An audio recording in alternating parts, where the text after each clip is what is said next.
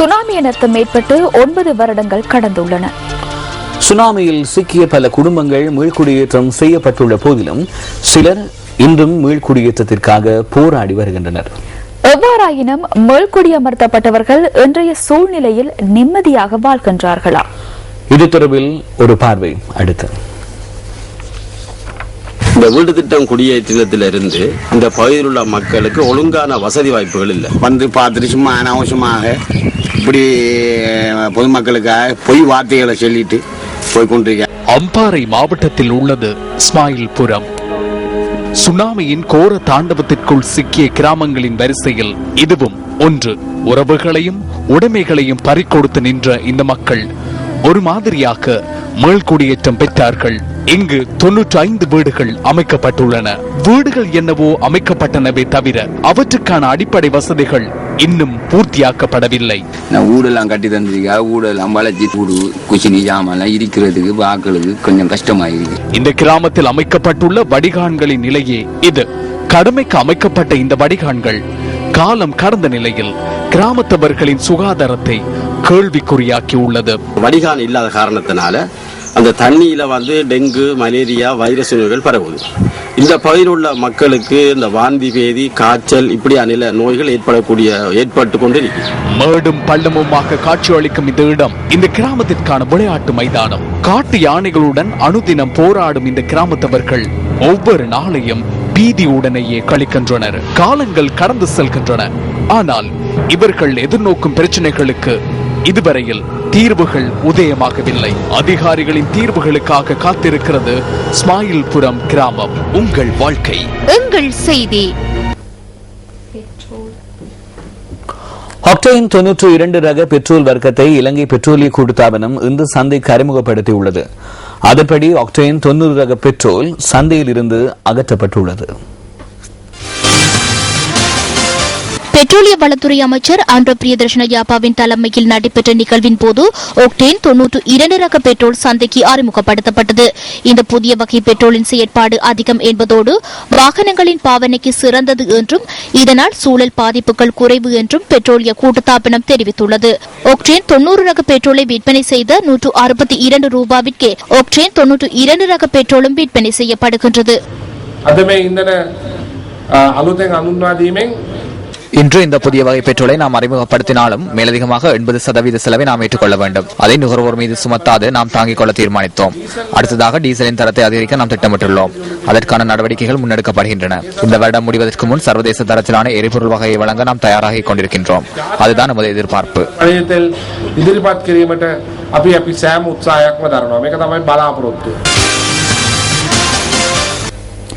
ஜனநாயக கட்சியின் கொலனாவ தொகுதி அமைப்பாளர் சுசில் கிண்டல் பிட்டிய பியகம பிரதேசத்தில் இன்று நடைபெற்ற நிகழ்வொன்றில் கருத்து தெரிவித்தார். அரசாங்கத்திற்கு கொள்கை ஒன்று இல்லை என்பது 5ஆம் ஆண்டு புலமை பரிசில் பரீட்சை தொடர்பில் அரசாங்கம் முன்னெடுக்கும் திட்டங்கள் மூலம் தெரிகின்றது. நினைத்தவாறு அதனை நிறுத்த முடியாது. இலவச கல்வியின் பல வாய்ப்புகள் உள்ளன. கிராமத்தில் உள்ள மாணவர்கள் திறமையை வெளிப்படுத்தி பிரபல பாடசாலைகளுக்கு சென்று திறமையான மாணவர்களுடன் போட்டியிடுவதற்கு இருந்த சந்தர்ப்பமே அது.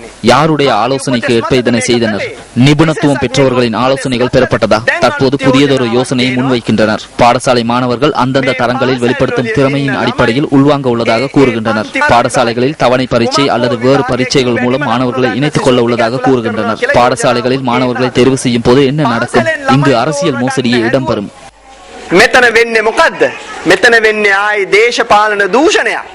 பியகம பிரதேசத்தில் மாணவர்களுக்கு பாடசாலை உபகரணங்களை வழங்குவதற்காக இந்த வைபவம் ஏற்பாடு செய்யப்பட்டிருந்தது.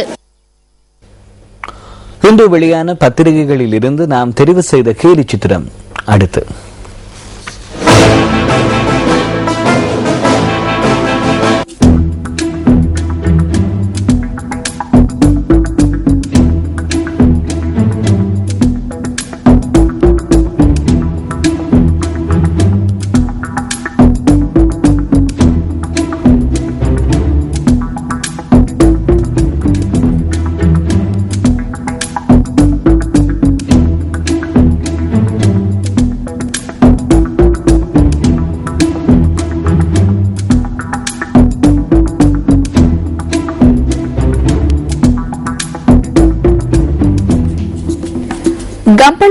தேசிய மரபுரிமைகள் நிலையத்தில் இன்று நடைபெற்ற வைபவம் ஒன்றில் பிரதமர் DMJ ரத்ன கலந்து கொண்டிருந்தார். சர்ச்சையை தோற்றுவித்துள்ள விடயம் ஒன்று தொடர்பில் இதன்போது பிரதமர் கருத்து தெரிவித்தார்.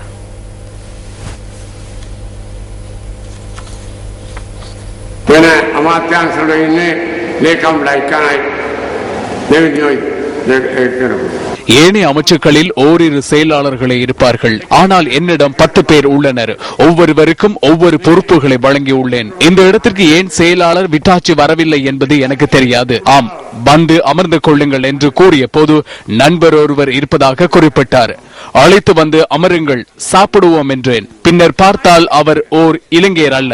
அவரின் தாயார் துபாயில் நிறுவனம் ஒன்றில் இருப்பதாக தெரிவித்தார். சரி, வந்து அமருங்கள், சாப்பிடுவோம் என்றேன். அதன் போது ஏதேனும் தேயிலையை எடுத்துச் செல்ல வந்திருப்பார் போலும் என்று ஏதோ கூறியதாக நினைவில் இருக்கிறது. விசாரித்த போது தோட்ட காணி ஒன்றையும் பார்வையிட சென்றிருந்தார். அவர் ஏதோ பொருட்களை கொண்டு வந்திருப்பதாகவும் அவை கடந்த 2 மாதங்களாக துறைமுகத்தில் இருப்பதாக எனது மகனிடம் விட்டாச்சி கூறியுள்ளார். 2 மாதங்கள் கடந்துள்ளதால் கட்டணம் அதிகரித்திருப்பதாகவும் அதனை குறைக்குமாறு விரைவில் விடுவிப்பதற்காக மகன் பேசியுள்ளார். இது குறித்து கவனம் செலுத்துமாறு நானும் கீர்த்தியிடம் தெரிவித்திருந்தேன். அவ்வளவுதான் இடம்பெற்றது. நிறுவனத்தினால் எதுவும் செய்ய முடியவில்லை. அறியாமல் எழுதினரா என்பது தெரியவில்லை. விட்டாட்சிக்கும் அவ்வளவுதான் தெரியும். மகனுக்கும் எனக்கும் கூட அதுவரைதான் தெரியும். அதனைவிட எதுவும் தெரியாது. அதன் பின்னர் பார்க்கும்போது டின்களில் ஹெரோயின் போதைப் பொருள் காணப்பட்டுள்ளது. இதனை அடுத்து ஹெரோயின் மற்றும் குடு போன்றவற்றிற்காக கடிதம் அனுப்பப்பட்டுள்ளது என சோபித்த என்ற தேரர் ஒருவர் குறிப்பிட்டுள்ளார். பிரதமரை கைது செய்ய வேண்டும், பிரதமர் பதவி விலக வேண்டும் என கூறியுள்ளார். காவி உடை தரித்த ஒருவர் இவ்வாறு பேசுவது முறைமையாகுமா? நீதவான் ஒருவரால் மாத்திரமே அவ்வாறு கூற முடியும்.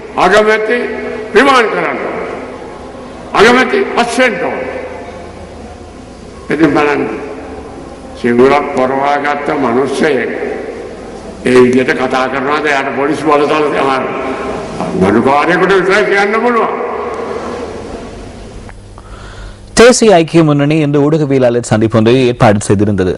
இங்கு கருத்தை வெளியிட்ட அதன் தலைவர் ஆசாத் சாதி 2013 ஆண்டு நிறைவடையும் போது பெருந்தொகையான குடுவும் எதனாலும் கொண்டு வந்துள்ளனர். தற்போது குடுவைத்தான் மக்கள் சாப்பிட வேண்டியுள்ளது.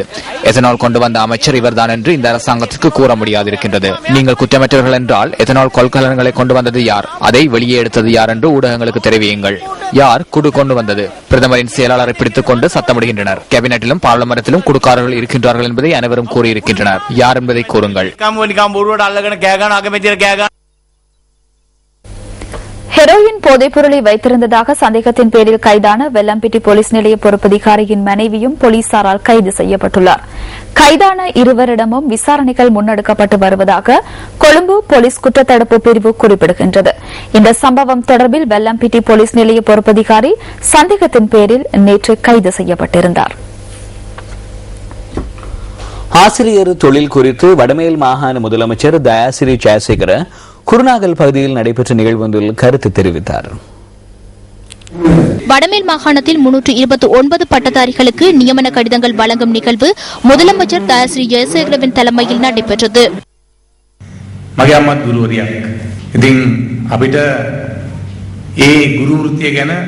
எனது தாயும் ஒரு ஆசிரியர். எனவே ஆசிரியர் தொழில் குறித்து எனக்கும் நன்றாக தெரியும். நமது குடும்பத்தில் 7 பேரின் அனுபவங்கள் இருக்கின்றன. கணிதம், விஞ்ஞானம், வர்த்தகம் போன்ற பாடங்களுக்கான ஆசிரியர்கள் இருக்கின்றார்கள். ஆரம்ப பிரிவிற்கே குறைபாடுகள் இருக்கின்றன. இதற்கு ஜனாதிபதி பாரிய பொறுப்புகளை எடுத்துள்ளார். கணிதம், மொழி போன்றவற்றிற்கான மத்திய நிலையங்களை அமைப்பதோடு தொழில்நுட்பத்தை மேம்படுத்த திட்டமிட்டுள்ளோம். இவற்றோடு 2016 ஆண்டு அளவில் கல்வித்துறையில் மாற்றங்களை கொண்டு வர முயற்சிக்கின்றோம். 2018 ஆண்டாகும் போது கலைத்துறையில் கற்பிப்பவர்களை 18% வரை குறைத்து கணிதம், வணிகம் போன்ற துறைகளை உயர்த்த எதிர்பார்த்துள்ளோம். அப்போது நமக்கு பெருமளவில் சிக்கல்கள் குறையும்.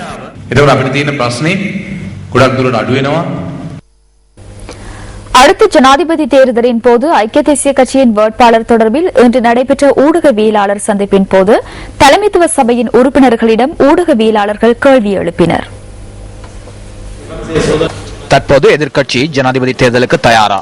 யார் வேட்பாளர்? பொது வேட்பாளரா? ஐக்கிய தேசிய கட்சி போட்டியிடும். இல்லாவிட்டால் சரத் பொன்சேகாவை நிறுத்தியது போன்று ஐக்கிய தேசிய கட்சியின் பூரண அனுசரணையின் கீழ் தேர்தல் வரும்போது ஒருவர் முன்னிறுத்தப்படலாம்.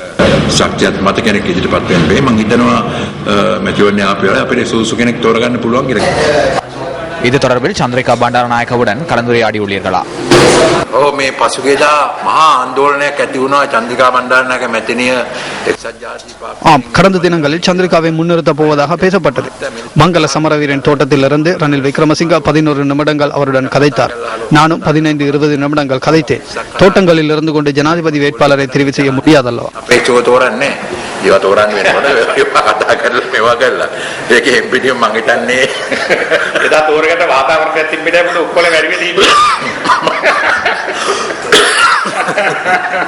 ඇත්තම කිය මමත් ඒක හිතියා මිතුමා නෙවෙයි පොදු අපේක්ෂකයා ඉදිරිපත් වූ සජාතු පස්සරණ වික්‍රමසිංහ பொது வேட்பாளராக ரணில் விக்ரமசிங்க முன்னிறுத்தப்பட வேண்டும். ரணில் விக்ரமசிங்க வேறு ஒருவரை வேட்பாளராக நியமித்து அவர் ஐக்கிய தேசிய கட்சியின் நிரந்தர தலைவராக இருக்க முயற்சிக்கின்றார். தலைமைத்துவ சபையும் இந்த மக்களை ஏமாற்றுகின்றது. அந்த தலைவருக்கு வெற்றி பெற முடியும் என்றால், அதற்கு தகுதி இருந்தால் அடுத்த தேர்தலில் தலைமைத்துவ சபை இதை வெளிப்படுத்த வேண்டும். அவரின் தலைமைத்துவத்தை பாதுகாக்க பலரை பலி கொடுக்கின்றனர். அவ்வாறு பலி கொடுத்து ஐக்கிய தேசிய கட்சி எதிர்கட்சி என்ற வகையில் தொடர்ந்தும் தலைவராக இருக்கின்றார். இதேவேளை தென்மாகாண சபை தேர்தலில் போட்டியிடுவதற்கு மைத்ரி குணரத்னவுக்கு சந்தர்ப்பம் வழங்கப்படுமா என்று ஊடகவியலாளர்கள் இதன்போது கேள்வி எழுப்பினர். மைத்ரி குணரத்ன பெத்துமா நாயකත්ව මණ්ඩලය හමු වීමට අවශ්‍යයි කියලා ලිඛිත ඉල්ලීමක් කළා තියෙනවා. தலைமைத்துவ சபையை சந்திக்க வேண்டும் என்று மைத்ரி குணரத்ன எழுத்து மூலம் அறிவித்துள்ளார். அது தொடர்பில் அவருடன் நாம் கலந்துரையாட எதிர்பார்த்துள்ளோம். அதில் ஷிரா லக்திலக குறித்தும் குறிப்பிட்டுள்ளார். தலைமைத்துவ சபை அவரை ஏற்றுக்கொள்கின்றது என்பது இதனூடாக புலப்படுகின்றது. அது தொடர்பில் நாம் மகிழ்ச்சி அடைகின்றோம். அடுத்த தலைமைத்துவ சபை கூட்டத்திற்கு முன்பு அவருடன் கலந்துரையாட நாம் எதிர்பார்த்துள்ளோம். ඒකෙන් පේන්නේ නායකත්ව මණ්ඩලය එක්තරා මට්ටමකට ඕ පිළිගන්නවා කියන එක තමයි. ඉතින් අපි ඒක ගැන සතුටු වෙනවා. ඉතින් ඊටවත් එක මූලික සාකච්ඡාවක් පවත්වන්න අපි බලාපොරොත්තු වෙනවා ලබන නායකත්ව මණ්ඩල රැස්වීමට කලින්. නායකත්ව මණ්ඩලය වෙත මම ලිඛිතව ලියුමක් ලියලා ශිරල් ලක්තිලක මන්තුමා ඇතුළු ஷிரால் அக்துல்லா உள்ளிட்ட ஐக்கிய தேசிய கட்சியின் மறுசீரமைப்புக்காக முன்னின்றவர்களுக்கு வேட்புமனு வழங்குமாறு கோரி நான் எழுத்து மூலம் அறிவித்துள்ளேன். நாம் கடிதம் அனுப்பினோம் என்று ஏற்றுக்கொண்டோம் அல்லது ஏற்றுக்கொள்ளவில்லை என்பதல்ல.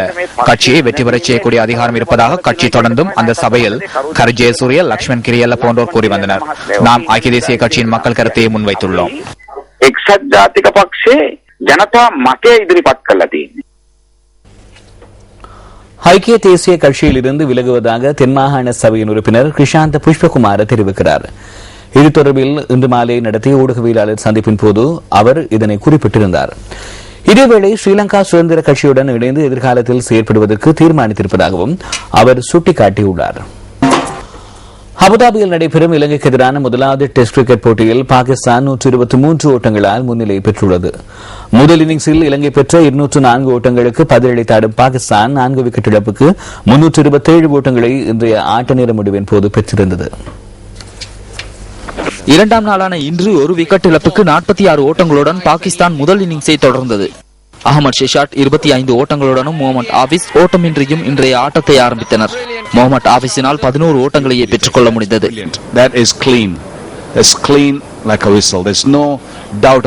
தொடர்ந்து அகமது ஷெஷாட் 31 ஓட்டங்களுடன் ஆட்டமிழக்க பாகிஸ்தான் 83 ஓட்டங்களுக்கு 3வது விக்கெட்டையும் இழந்தது. என்றாலும் அதன் பின்னர் இணைந்து கொண்ட யூனுஸ் கான் மற்றும் அணித்தலைவர் மிஸ்பாவுல் ஹக் ஜோடி 218 ஓட்டங்களை பகிர்ந்து அணியை வலுப்படுத்தியது. தனது 23வது டெஸ்ட் சதத்தை கடந்த யூனுஸ் கான் 136 ஓட்டங்களை பெற்றார்.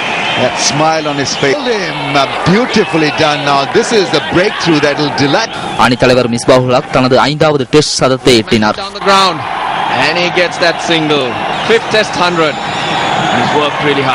மிஸ்பாவுல் ஹக் 105 ஓட்டங்களுடனும் அஷாத் சாபிக் 12 ஓட்டங்களுடனும் ஆட்டமிழக்காதிருந்தனர். பந்துவீச்சில் ஷமிந்த இறங்க 2 விக்கெட்டுகளை கைப்பற்றினார். இத்துடன் நமது 8 மணி பிரதான செய்திகள் நிறைவடைகின்றன. வணக்கம்.